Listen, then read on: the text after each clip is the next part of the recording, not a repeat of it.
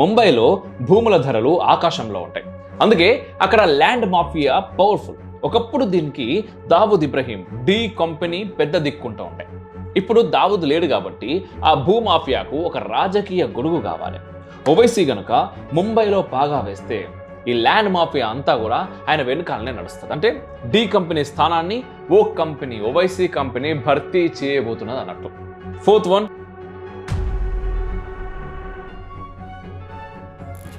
ఉగ్రవాదులు హఫీజ్ సయీద్, సలావుద్దీన్ లాంటి వాళ్ళు ఉన్న ఓవైసీ ప్రత్యేకంగా మసూద్ అజార్ పేరుని ఎందుకు తీసుకొని వచ్చిండు? ఎందుకంటే అది బీజేపీకి జరిగినటువంటి ఒక పాత గాయం.